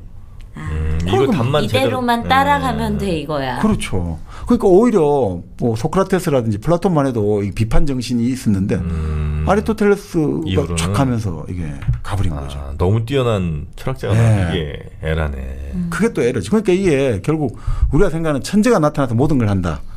이게 존재할 수가 없다는 거예요. 사실은 철인왕이 나타나면 다 해결될 것 같은데 그건 아니라는 거죠. 그래서 아까 플라톤도 항상 독립적인 사유를 가져라. 나 혼자 있는 걸 두려워하지 말아라. 나 혼자 누군가 남이 나를 비판한다 해서 그거에 모든 사람이 돌멩이를 던진다 해서 비판하지 말고 너의 신념과 소신이 물론 그거는 반인도적이고 뭐 반역사적 이런 거라면 그거는 말도 안 되겠지만 그게 아니라 정말 너가 숙고를 하고 모든 것들을 고민을 해가지고 내린 결론이라면 그건 두려워하지 말아라. 이게 이제 바로 그리스 철학의 이제 이 세 명들이 들려주는 이야기 같습니다. 네. 이제 소크라테스 그리고 플라톤, 아리스토텔레스까지 정말 거대한 산맥을 이제 쭉 한번 살펴봤고요. 근데 우리 지난번에 영화 할 때 이 아리스토텔레스 나왔던 영화 있잖아요. 아리스토텔레스가 영화에 나왔어요? 아리스토텔레스 시약 관련해가지고 나왔던 영화. 네, 장미의 이름. 네, 맞습니다. 그 영화에서는 아리스토텔레스 책을 못 읽게 했잖아요. 그러니까 거기에 못 읽게 했던 게 그게 이제 이제 작중 소설의 상황인데 그 시약에 비극론이 있단 말이죠. 트레저디가 있으니까 희극론도 있지 않겠냐라고 이제 우리가 합리적으로 생각해 볼 수 있잖아요. 근데 그 희극론이 있었는데 그게 이제 기독교의 음모로 사람들에게 전달되지 못하고 있다. 그거를 이제 상황을 만들어 가지고 하는 거죠. 실제로 이제 아리스토텔레스가 희극론을 지었다라고 보여지진 않다고 합니다. 그 기억을 딱 하시네. 야, 진짜 교육의 효과는 확실히 그 성적 낮은 애들이 바로바로 좀 많이 나타나는 것 같아요. 그러니까 반에서 죽을래? 반에서 10등 한 애들은 올라가 봐야 3, 4등, 2, 3등인데 50몇 등 한 애들은 막 10등까지 쭉쭉 올라온다고. 맞아. 그 이상을 그 벽을 내가 또 넘어야 되는데 10등 안으로 들어가야 되는데. 가지 말고. 지금 이제 어쨌든 93번째 책까지 지금 오면서 성적이 많이 좀 향상됐잖아요. 그렇죠. 언제 한번 리셋시키는 시간을 한번 가져야 되겠어요. 왜냐면 우리에게는 1등도 있고 10등도 필요하지만 50등도 있어야 되거든. 나 오늘 지금 50등 된 것 같다고. 지금 다시 어려워졌다고. 오늘 조금 어려워요? 어려워요. 네. 자, 그래서 이제 아리스토텔레스까지. 그렇죠. 결국은 이제 그런 의미에서 중세 서양 기독교 문명에서 정체가 좀 됐다. 이렇게 볼 수가 있다는 거죠. 자, 그런데 결국 기독교로부터 탈출이 이루어진 거죠. 우리가 흔히 아는 코페르니쿠스, 케플러 이런 사람들이 지구가 이제 더 이상 중심이 아니고, 그죠? 그리고 행성도 더 이상 원운동을 하지 않는다. 그러니까 예전에 아리스토텔레스 이 말들 다 이게 좀 이상한데? 이런 이제 비판과 회의가 일어나기 시작한 거죠. 그 과정에서 이제 데카르트와 칸트가 나오는데 데카르트는 아까 말씀드린 대로 근대 철학의 근거를 수립했다. 그죠? 나라는 존재의 확실성, 사유하는 나의 확실성. 그게 되었고 이제 칸트는 아까 말씀드린 호수 같은 사람이다. 이렇게 볼 수 있겠죠. 자, 그런데 결국은 이 칸트가 왜 중요하느냐? 참 임마누엘 칸트 우리가 이제 여러 가지 말씀 많습니다만 참 칸트는 서양 2대 철학자 중에 한 명이다. 라는 이야기도 있고, 여러 3대 철학, 7대 철학 다 나오고 하지만, 하여튼 칸트는 빼놓을 수 없는 사람이다. 한 명은 누구냐? 그건 모르겠어요. 그죠? 한 명은 플라톤이 될 수도 있고, 모릅니다만, 2명 이상 할 때는 반드시 칸트가 들어간다. 그리고 이 칸트가 사실 우리는 비판, 3비판서라고 하잖아요. 순수 이성 비판, 실천 이성 비판, 판단 비판, 이렇게 하니까, 하여튼 너무 어렵잖아요. 비판에. 순수 이성 비판도 처음 책을 썼잖아요. 근데 그 당시에는 예전에 라틴어로 책을 썼는데 칸트는 딱 독일어로 쓴 거예요. 독일어로. 그리고 자기는 이제 조만간 이제 막 사람들이 문의를 폭주할 거다 했는데 아무도 몰라. 너무 어려워가지고. 진짜 아무도 몰라요. 그래요? 그러니까. 독일어로 썼는데도. 정말 그러니까 지금도 사실 쉽지가 않더라고요. 저도 사실 칸트 책을 몇 번 이렇게 봤는데 해설을 보고 봐도 쉽지가 않구나. 왜냐하면 이 뭐 흔히 말하는 그쪽의 테크니컬 텀이라고 해야 되나요? 그쪽에 쓰이는 이론의 용어들이 있고 기술적 용어가 있으니까 이런 것도 또 우리가 아는 거하고 좀 다르거든요. 이성이 있고 오성이 있고 하니까 이게 뭔 소린지 잘 모르겠다 이거죠. 그런 것들이 좀 많은데 어쨌든 뭐 우리 소피의 세계의 힘을 입혀가지고 한번 해보죠. 뭐. 칸트에서 가장 중요한 건 우리가 코페르니쿠스적 전해다 이런 말 하잖아요. 코페르니쿠스적 전해다. 전해. 그러니까 우리가 인식이 있고 대상이 있잖아요. 우리 생각을 하잖아요. 근데 우리 컵이 있잖아요. 컵이 있고 우리가 이제 인식을 해야 될 거 아니에요. 눈으로 보고 우리가 만져보고 뭐 이렇게 보고 이걸 컵이다라고 인식하잖아요. 그럼 지금까지는 우리가 어떻게 생각합니까? 컵이 먼저다라고 생각하잖아요. 컵이 우선한다. 우월하다. 왜냐하면 컵이 있어야 우리가 인식하는 거니까. 컵이 없으면 우리 아무것도 인식할 수도 없고 또 컵에 따라서 우리가 인식하는 거잖아요. 이건 다 누가 봐도 똑같지 않냐. 컵이잖아요. 우리가 지금 보니까. 그런데 칸트는 이걸 바꿔버린 거예요. 어떻게? 컵이 있어서 인식하는 게 아니라 우리가 선천적으로 인식하는 능력이 있기 때문에 컵을 볼 수 있다는 거죠. 그러니까 우리가 인식하지 않으면 이 컵은 없는 거하고 똑같다. 완전히 바꿔버린 거죠. 뭔 말이야? 빨리 알아듣기 쉽게 설명해줘요. 그러니까 컵을 만약에 내가 아예 컵이라는 거에 대한 존재를 전혀 몰랐다면 얘를 보고도 전혀 얘를 인식할 수 없다는 거예요. 그러니까 예전에 한번 아마 정마님이 하셨던 얘기 사례 중에 한번 비슷한 게 있을 텐데 어떤 아메리카 원주민들이 보셨을 때 갑자기 무슨 군함 하나가 왔는데 그게 뭔지 그러니까 보통 우리는 딱 보면 배 군함이고 이렇게 생각할 텐데 아예 그냥 그 존재 자체를 모르는 그런 상황이 이제 이런 거랑 비슷한 뭐 그럴 수도 있죠. 네네네. 그러니까 바로 이게 우리라는 거는 인식이 지금까지는 대상에 종속돼 있다고 생각하잖아요. 그런데 그게 아니라 인식이 오히려 대상보다 우월할 수 있다. 왜냐하면 또 이거 잘 보세요. 이거를 지금 우리는 지금 이걸 컵으로 보잖아요. 근데 지금 말씀대로 이 컵이라는 걸 한 번도 못 본 예전에 아프리카 그 영화 있잖아요. 부시맨 콜라병 보고 놀랬듯이 그 사람들한테 이걸 딱 보여주면 뭘로 보이겠냐 이거죠. 우리가 보듯이 이걸 볼 수 있을까 이거죠. 여기에 물을 담을 생각을 하겠느냐. 이거를 뭐 모자처럼 쓸 수도 있고. 그러니까요. 그러니까 그리고 또 우리가 또 다양한 어떤 뭐 예를 들어 가지고 다른 문화권에 있는 사람들 이 볼 때 이걸 과연 뭐라고 보느냐 다르겠죠, 그죠? 그럼 과연 이 대상은 이거 자체로 독립해서 존재할 수 있겠냐 이거죠. 우리 인식에 따라서 이게 달라지잖아요. 어떤 문화권에서는 이거를 컵이라고 보는데 어떤 문화권은 저게 뭐지? 어떤 문화권은 이게 아예 안 보인다고 할 수도 있고. 그러면 뭐가 더 우선하는 거죠? 인식이 대상보다 오히려 더 인식에 따라가 대상이 달라져 버리잖아요. 이제는 대상이 인식에 종속돼 버리잖아요. 근데 저는 그럼 궁금한 게 우리가 그럼 그 갖고 있는 인식도 대상화를 시켰기 때문에 우리가 그거를 받아들이고 알고 있는 거 아니에요? 그렇죠. 그렇죠. 근데 그걸 어떻게 하냐면 이게 결국 소시라고 연결되는데 자 프랑스에서는 우리가 이게 또 프랑스에서는 나방하고 나비가 우리는 나방하고 나비를 다 구분하죠. 프랑스에서는 구분합니까 안 합니까? 몰라요. 구분 안 해요. 왜요? 다 빠삐용이에요. 왜? 거기는 그냥 나방 나비가 똑같다고 보니까. 달라. 그건 우리 생각이고 프랑스 사람들은 똑같다고 보는 거예요. 왜 똑같다고 보지? 그러니까 그거는 우리 생각이고 그러니까 우리의 인식이 다 다르다는 거예요. 자 우리는 뭐라고 해요? 우리는 누나 여동생, 형 남동생 중년비가 중요 안 합니까? 중요하죠. 우리는 서열 사회니까 우리는 연장자. 그런데 영어권에서는 어떻게 쓰죠? 시스타님 브라더. 시스타 브라더 똑같. 그게 의미가 크게 없어요. 그러니까 그게 뭐겠어요? 영어에서는 있잖아요. 하얀 토끼, 갈색 토끼. 완전히 달라요. 용어가 달라요. 우리는 똑같지. 그게 그거지. 뭐가 달라? 그러니까 인식에 따라 대상이 달라지는 거예요. 예를 들어서 이거 소시르가 했던 이야기인데 이걸 이제 다른 책에서 어떤 작가가 이런 이야기를 해요. 자 이렇게 보자는 말이죠. 자 우리는 돌이 있잖아요. 조약돌을 여러 개 지금 놔둬놨다고 보세요. 조약돌이 뭐 큰 돌이 있고 작은 돌이 있고 긴 돌이 있고 평평한 돌이 있고 여러 가지가 있어요. 근데 그거를 쫙 펼쳐놓을 때 우리가 돌들을 각각 구분할 필요가 있습니까 없습니까? 우리가 조약돌이라고 부르죠 그냥. 그런데 외계인이 내려왔어요. 외계인이 왔어요. 근데 외계인은 돌을 만약 먹는다고 해보세요. 이 돌을 만약에 예를 들어 음식으로 먹는다. 그럼 걔들은 다 구분할 거 아니에요. 그렇죠. 근데 외계인들은 과일을 안 먹는다고 봐요. 그러니까 우리는 예를 들어 사과도 있고 배도 있고 수박도 참외인데 우리는 다 구분하잖아요. 저건 사과지. 근데 외계인들 볼 때는 돌하고 똑같으면 구분할 필요가 있습니까 없습니까? 없죠. 구별할 가치가 없으니까 어떻게 됩니까? 사물의 대응해서 단어가 붙는 게 아니죠. 그러니까 이게 대상이 먼저 있고 인식이 하는 게 아니라 그냥 우리가 인식이 가치가 있으면 단어를 붙여갖고 네. 사물이 이제 우리가 들어오는 거예요, 우리한테. 그러니까 내가 너의 이름을 불러줄 때 너가 꽃이 되는 거지. 내가 너의 이름을 안 불러주면 너는 어둠에 그냥 그 자체인 거야. 너가 뭐 아무것도 모르겠다 이게 되는 거예요.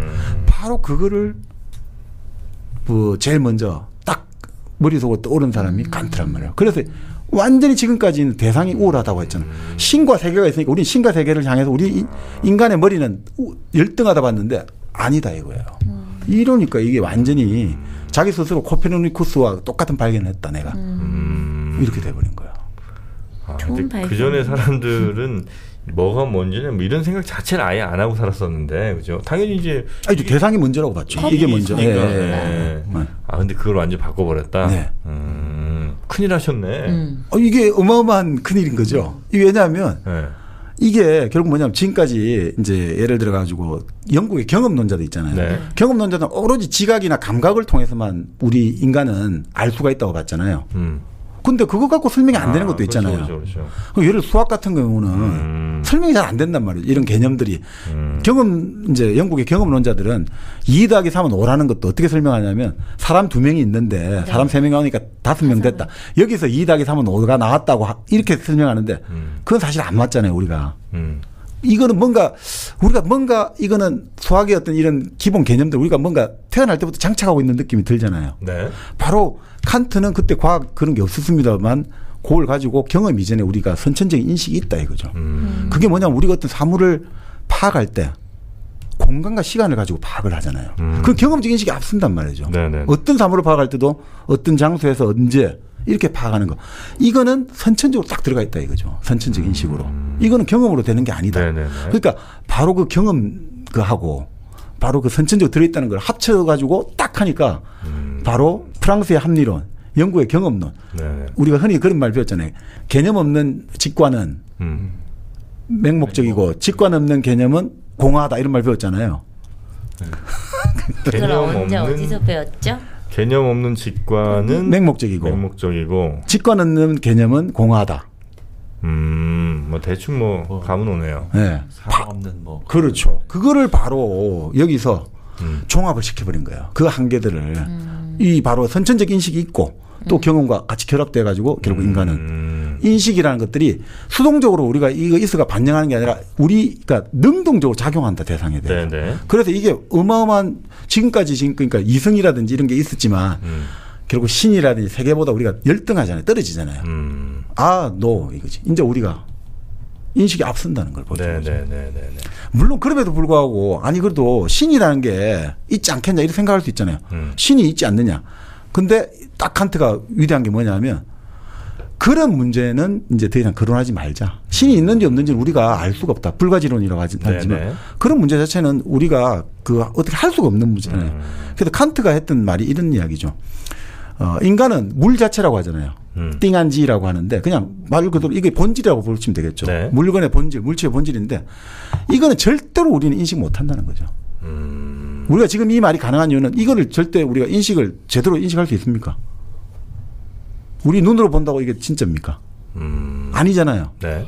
우리가 눈이 볼 수 있는 건 가시광선 감각밖에 안 보이잖아요. 이게 다른 존재가 볼 때는 완전히 다르게 보이거든요. 우리가 어두움에 적외선 투시경각, 적외선이죠. 적외선 투시경 보면 다른 세상이 보이잖아요. 옐로해가지고. 그런 식으로 보일 수 있잖아요. 우리만 지금 눈으로 볼 때, 낮에 볼 때는 이렇지만 밤에는 또 다르잖아요. 그러니까 이게 과연 우리가 이 띵한지 이 컵의 본질을 볼 수 있느냐 이거죠. 그러니까 이게 다 달라진다 이거죠. 시력이 좋은 사람이 볼 때 나쁜 사람 볼 때 또 다르고. 그거 다 다르다 이거죠. 개가 볼 때도 다를 거 아니에요. 예를 들어서. 그러니까 이게 다 다르기 때문에 이거를 우리는 사물의 본질이라든지 궁극적 실제의 모습은 우리 경험으로 인식할 수 없다는 거예요. 그러니까 칸트는 거기에 대해서는 우리는 이제 난 우리는 그거는 아예 모르겠어. 라고 딱 하고 그럼 뭘 봐야 되냐. 우리 딱 현상계를 보자 이거죠. 현상계. 네. 이 현상계 지금 이 현상계. 우리 의식의 세계에서 설명될 수 있는 현상계를 볼 때 어떻게 하느냐. 신은 이제 더 이상 저쪽으로 보내버리고 현상계를 가지고 우리가 이제 어떻게 보느냐. 대상을 우리 인간의 이성이 한 단계 위다라는 걸 딱 보여준 그런 거죠. 그래서 이제 칸트가 위대하다 이거죠. 네. 그래서 어떤 사람은 이런 말을 해서 그 유명한 시인 하이네가 칸트는 조용히 신의 목을 잘라버렸다는 거예요. 조용하게 뭐 신은 죽었다 이런 말 말고 그냥 신을 추방해버린 거예요. 아, 그럼 우리는 그거는 인간 경험으로 인식할 수 없다. 끝. 그냥 저쪽 세상 보내버리고 자 우리 홈그라운드에서 싸움 한번 해보자. 우리 현상계에서 우리 의식 세계에 집중해서 우리 인간은 어떤 식으로 대상과 인식을 하느냐. 그럴 때는 우리 인간의 결국 인식이 우선한다. 여기서 완전히 역전성을 이뤄냈다라고 보는 거죠. 여기서 칸트가 정말 위대하다라고 보는 거죠. 지금까지 몇천 년간 내려왔던 신을 어떻게 보냐, 세계를 어떻게 보냐의 문제 가지고 신은 신의 세계로 가라. 네. 가해사의 것은 가해사의 것을.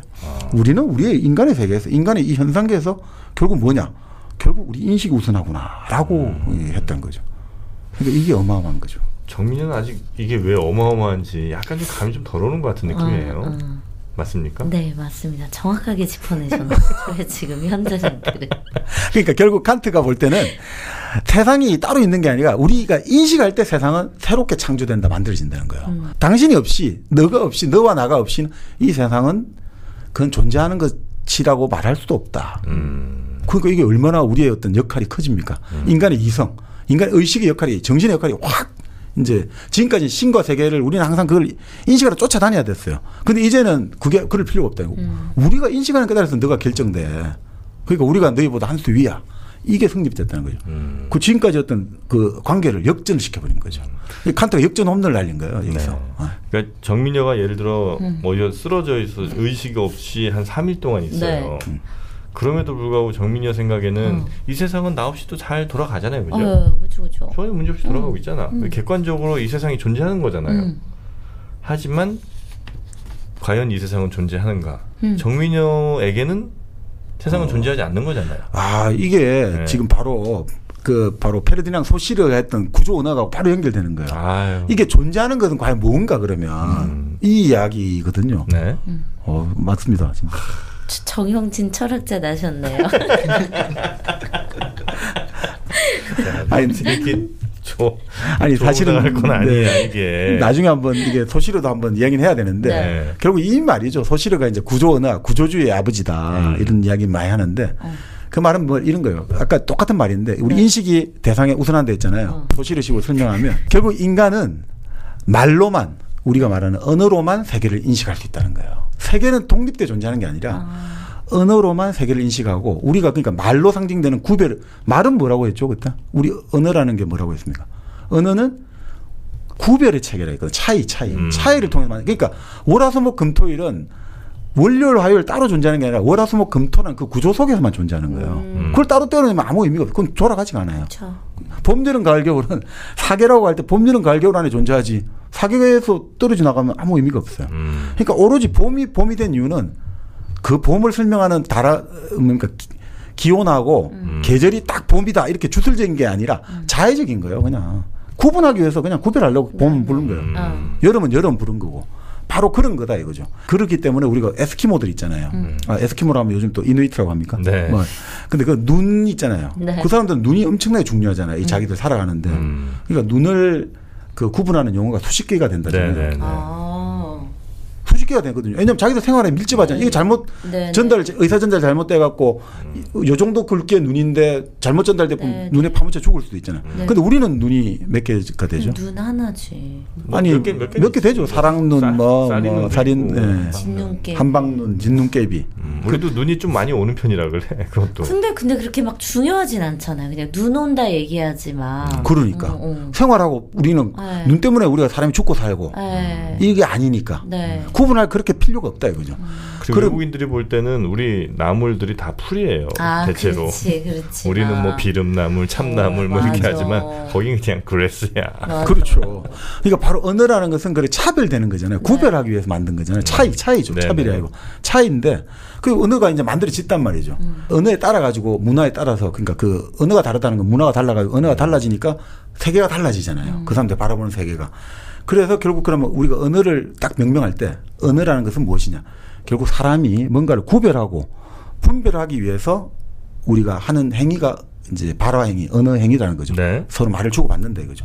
자, 그래서 이런 것들이 결국은 어떻게 되느냐. 그러니까 이게 바뀌어버리면 이 언어가 바뀌고 부르는 방식이 바뀌어버리면 결국 전혀 다른 세계가 모습을 나타낸다는 거죠. 그러니까 이 세계가 아니 우리가 그래도 우리가 생각하는 거 말고 다른 세계가 존재할 거야. 가 된단 말이죠. 네. 우리 생각엔 그래 안 되잖아요. 아니 그래도 어차피 우리가 살아가는 벽이나 건물이나 이거 바라보는 게 똑같은데 아니 이건 서양 사람도 느낄 거 우리가 느낄 거 아니냐라고 하지만 근본적인 지점에서는 정말 달라진다는 거예요. 그 체계가 안 들어온다든지 그 체계에 익숙하지 않으면 완전히 달라진다는 거죠. 근데 이건 언어뿐 아니라는 거죠. 언어뿐만이 아니라 과학이라든지 사회라든지 국가에 다 적용된다는 거죠. 이게 다 구별되고 구분해서 딱 만들어졌는데 이런 것들이 이제 예를 들어 가지고 바뀐 세계 속에 가버리면 완전히 달라지는 세계에서 살아간다는 거죠. 그러니까 우리가 지금 그때 그런 이야기 하잖아요. 같은 우리가 시간 공간 속에서 지금 이야기를 나눈다 하더라도 이거 완전히 다른 세계 속에서 살아갈 수도 있다는 거거든요. 네. 그 우리 대표적인 게 그때 그래 운벨트하고 음개봉했잖아요. 네.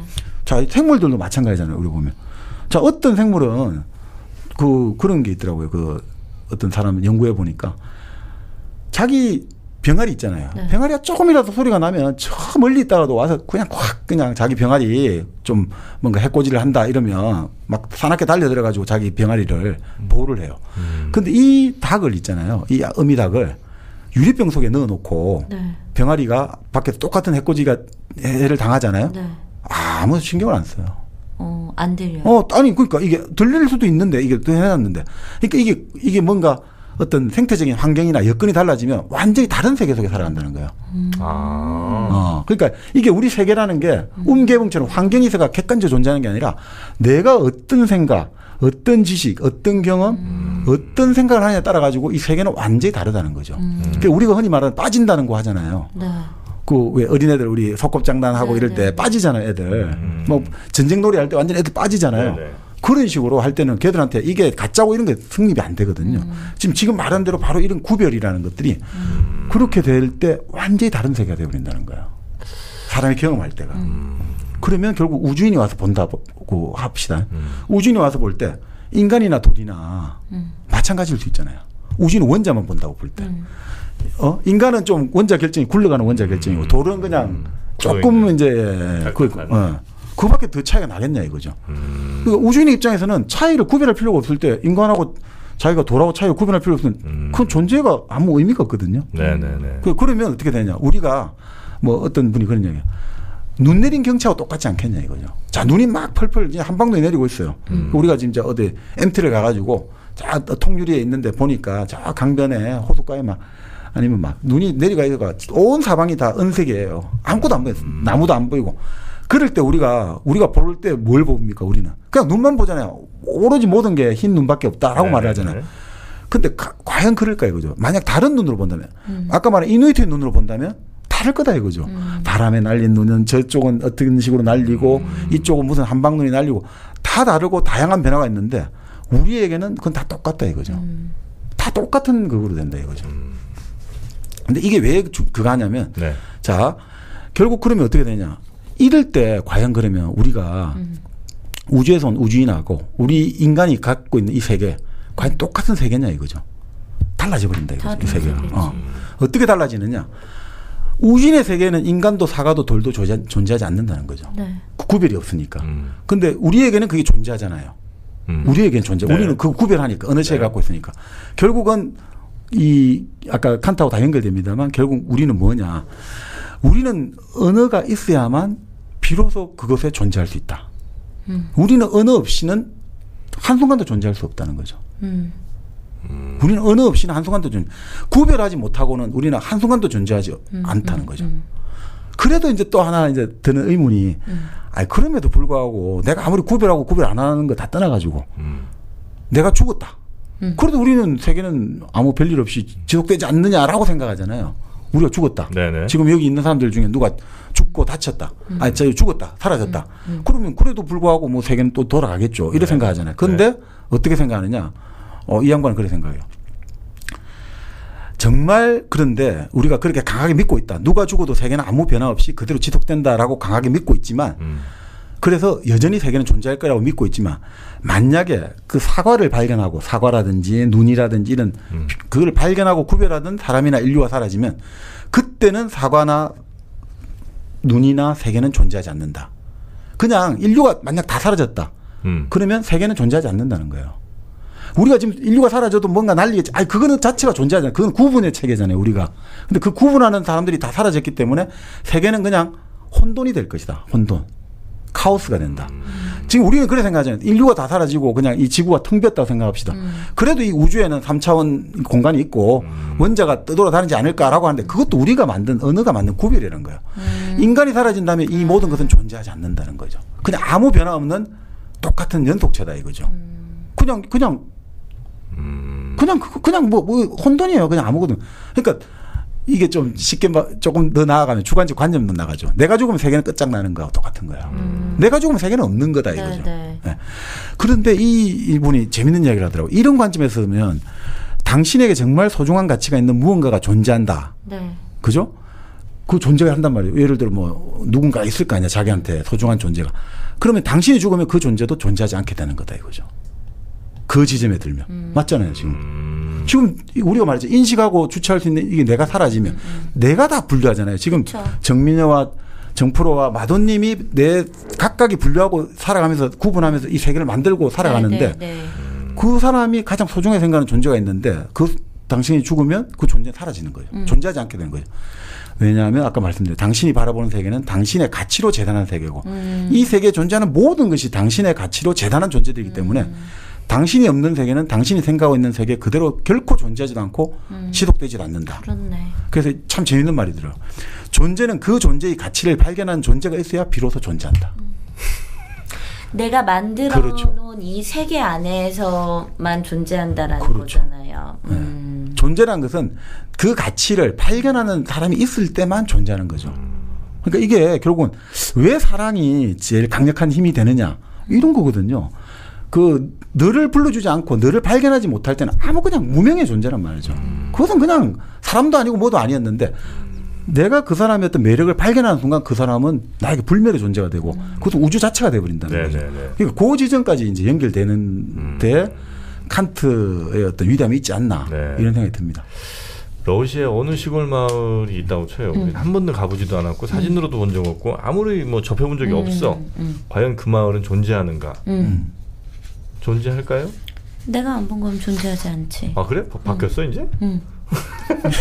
야, 이 칸트 바로 바뀌네. 야, 굉장히 빠른데? 그럼 됐습니다. 통과. 통과. 그러니까 이게 주관적 관념 논의죠. 네. 그러니까 이제 이걸 좀 18세기 영국의 철학자 버클리도 그런 걸 했거든요. 네. 존재하는 것은 지각하는 것이다. 우리가 의식할 때 존재한다 이거죠. 그럼 뭐 아니 사람들 다 자고 모두 다 이제 하고 어떻게 하느냐? 그때는 신이 이제 의식을 지각을 해주니까. 이 세계는 존재한다. 그건 좀 약간 이상한 것 같은데. 아니, 이제 버클리식인데 그러니까 주관적 관념 논의죠. 이게 이제 극단적으로 밀고 나가면 일치유심조가 되는 거죠. 내 모든 것들은 이 세상의 모든 건 내 마음이 만들어 놓은 거다 이거죠. 그럴 때는 결국 이거 어떻게 되냐면 좀 극단적으로 나가면 이 세상에 존재하는 건 도가론 내 혼자밖에 없는 거예요. 다른 사람들도 내 머릿속에서만 존재하는 거지. 이 객관적 존재를 인정 안 하는 그런 조금 극단으로 갈 위험이 있습니다만 여기서 이제 이거 지금까지 이제 했던 논리는 야무치라는 어떤 철학자인데 네. 그 사람 야무치면 저 드래곤볼에 나오는 사람 아니에요? 그런 것 같더라고요. 야무치. 근데 그런 사람 같아요. 근데 그 바로 정말 그러니까 이제 좀 주관적 관념은 같습니다만 이게 너무 좋은 것 같아가지고 이게 그러니까 바로 그 구조 언어학의 네. 이런 것들하고 칸트의 이런 바로 인식이 왜 대상에 앞서는가. 그러니까 당신이 생각하고 당신이 사랑하고 당신이 느낄 때 그 사람이 그럴 때 존재하는 거다 이거지. 당신이 만약 사라지면 그 사람 존재도 사라지는 거다. 이 세계에서 영원히 사라지는 거다. 그렇기 때문에 당신은 살아. 이렇게 된 이 논리적으로 생각해요. 당신이 살아야지만 당신의 존재는 유지할 수 있다 이거죠. 그러니까 당신은 반드시 살아야 된다. 너를 위해서는 아니라 다음은 다른 존재들을 위해서 살아야 된다. 이게 승립이 되는 거죠. 네가 사랑하고 있는, 네가 그렇죠. 관심 갖고 있는 그 존재들을 위해서 넌 살아야 된다. 그렇죠. 그러니까 이것은 바로 스스로 목숨을 끊어야 되지 않는, 끊어야 되지 않는 가장 강력한 이유가 바로 이렇게 되는 거죠. 그렇네. 너를 위해서가 아니라 너를 사랑하는 사람을 위해서, 너가 아끼는 존재를 위해서 너는 살아야 된다. 너가 죽으면 순간 그 존재들은 다 멸한다 이거죠. 그런 면에서는 아주 좋은 이야기 아닌가 이런 생각이 칸트를 거 아니죠? 아니야.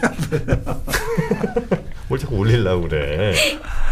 그래서 칸트는 바로 그런 지점에서 저는 이데아 이제 물 자체가 이데아잖아요. 본질이니까. 그건 모르겠다 이거죠.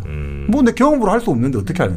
그건 접어두고 딱 그러면 우리 이 대상이 있는 이 현상계에서 딱 해보니까 우리 인간이라는 게 뭐냐. 그 이성이 있다 이거죠. 이성이 있으니까 선천적으로 부여된 것도 있고 또 경험이 쌓여가지고 그래서 인간은 이 사물을 인식할 수 있다. 이건 얼마나 대단한 건가. 네. 또 인식하는데 자기 한계를 안다 이거죠. 내가 인식 못하는 것이 있고 인식할 수 없는 성질의 것이 있다는 한계까지 아니까 인간은 정말 위대한 이성을 가냐. 내 한계를 아는 거. 동물은 한계를 알 수 없잖아요. 개가 코를 잘 맞는 후각이 좋다 해서 자기 시각이 나쁘다 이런 건 모르잖아요.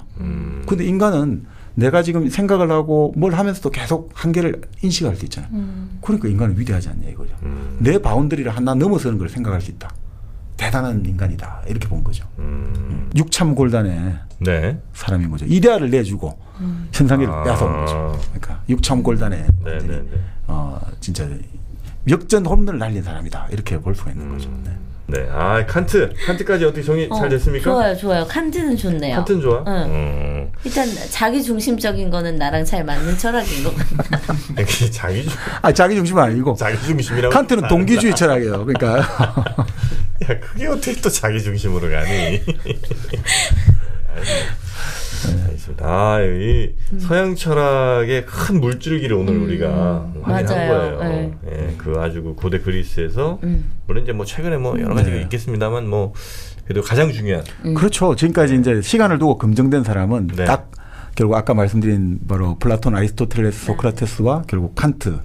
요 이제 지금은 또 이제 한창 검증을 받아야 되니까. 네. 그 니체는 한번 우리가 다뤄볼 만한데요. 한번 다음에 시간이 되면. 네. 오늘 아마 방송 함께 하신 분들은 중간에 약간 좀 산맥에 올라오시기 조금 힘든 구간이 좀 있었겠습니다만 그럼 주무실 때 들으세요. 네, 주무실 때 틀어놓으시고 이게 무의식 중에 듣는 게 굉장히 중요해요. 맞아. 무의식 중에 드러났다가 나중에 다시 말짱한 정신을 들으시면 훨씬 더 또렷하게 들립니다. 네, 그리고 꼭 2번씩 들으시기 바라겠습니다. 자, 오늘 서양 철학의 역사를 할까요? 서양 철학사를 한번 쭉 정리를 하여튼 큰 물줄기는 한번 살펴봤고요. 서양의 지혜라는 책 그리고 철학 읽는 힘, 소피의 세계 등등의 책으로 오늘 서양 철학사를 한번 정리를 해봤습니다. 자, 역시 오늘 너무 고생해 주신 정말이게 다시 한번 감사의 말씀 드리고 우리 힘들게 따라와준 우리 정민여도 2018년 방송 다시 한번 들어봐야겠어요. 네, 우리 청취자분들도 2018년 1월 방송 플라톤 편 한번 다시 재생해 보시는 것도 좋을 것 같습니다. 그러면 다음 시간에 저희는 더 재밌는 책으로 여러분 찾아뵙도록 하겠습니다. 함께해 주신 여러분 고맙습니다. 고맙습니다.